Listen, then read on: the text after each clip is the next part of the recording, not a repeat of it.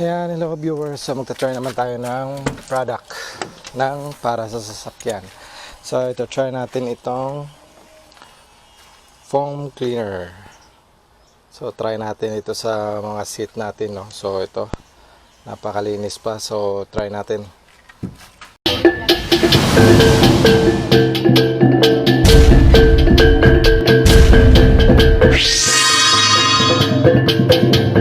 Ayan na viewers, so try muna natin dito sa back seat. So try natin para mas mabilis at mas madali. So try natin tong foam cleaner. Mas maganda pa ganito kasi maabot dito yung foam. So try natin. So tingnan nyo mabuti yung seat cover. So para makita natin ang diferensya mamaya. So pero bago pala noon is kailangan natin is tanggalin natin yung mga dumi. So magbo-brush tayo ng upuan para malinis. So ayan, tanggalin muna natin yung mga dumi. Ayan, nagpo-foam siya. Tsaka maganda ang amoy niya, mabango. So ganyan, foam natin ng mabuti.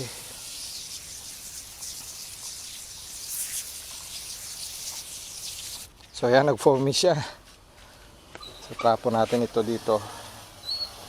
Ayan. So ngayon gagamitin natin itong brush. Try natin kung malinisan. So mabango din siya guys. So medyo madumi na yung brush. Yan. Yan. Yan.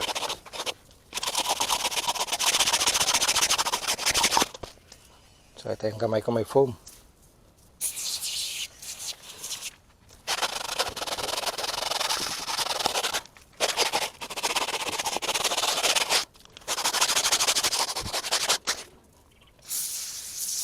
Huwag na ating tipirin. Siguradong malinis ang ating sasakyan.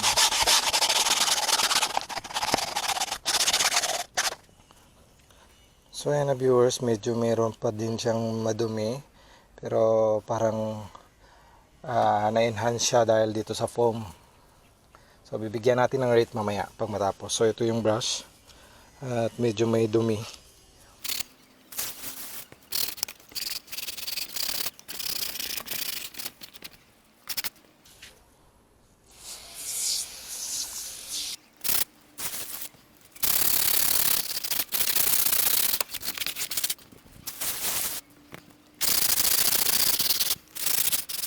Ayan. So, tingnan natin kung madumi. Meron siyang dumi.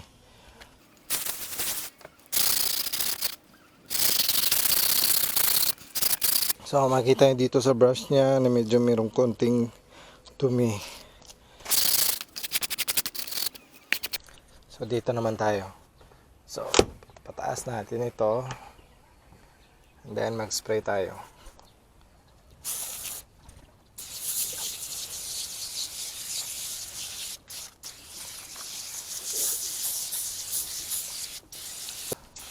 Ayan, so napakaganda tingnan yung foam. Ayan.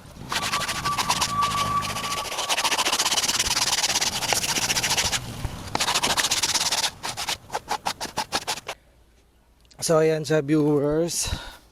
So sa nakikita ko, kung i-rate ko tong product is nasa 7 out of 10 din. So okay naman siya guys. Mabango at saka nakakalinis din naman talaga. So ayan, nakukuha niya yung dumi.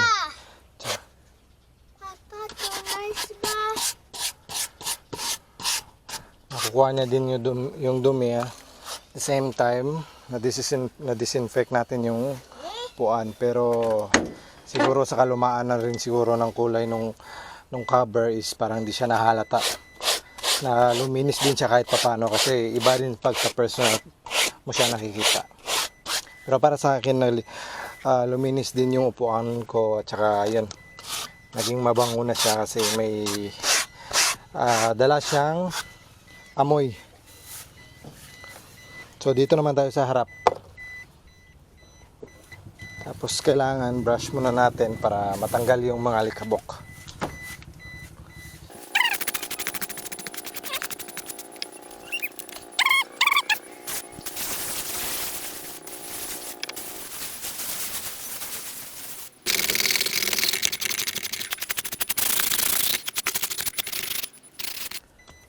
Tanggalin na lang muna natin pala guys para mas maganda ang linisan natin.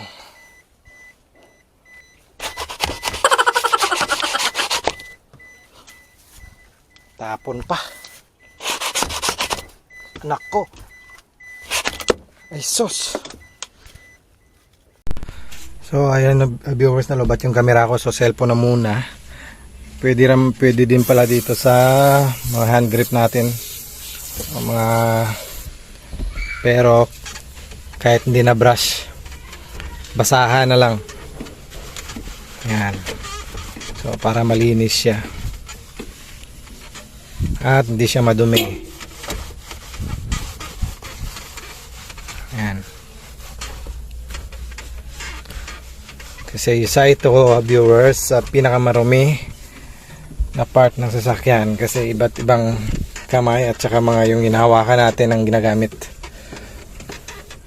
or nakahawak dito. So kayo na mo intindi ng sinasabi ko, viewers.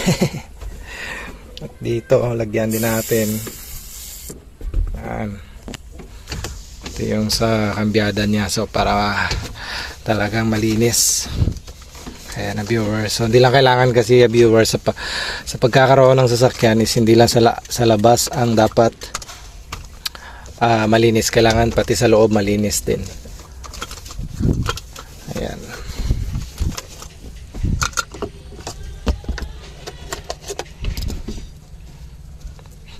Hanggang dito viewers, lagyan natin para malinis.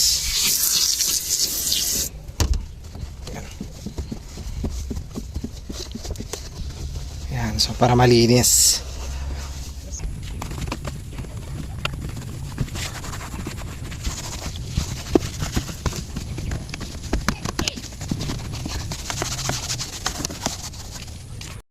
So ayan na viewers, so kanina is nasa 7 lang ang rate ko nito hanggang sa natapos ko tong paglilinis sa mga upuan nung car namin, ang sasakyan namin is ginawa ko na siyang 8 kasi nalinis niya din, parang talagang nalinis niya yung parang na-disinfect niya tsaka mabango na yung upuan.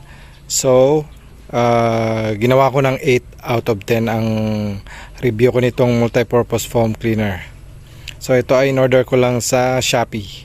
So 100 plus lang ito guys. So may dala shipping fees, parang aabot siya ng mga 200 plus lang. So at least malinis na yung upuan ng sasakyan ko.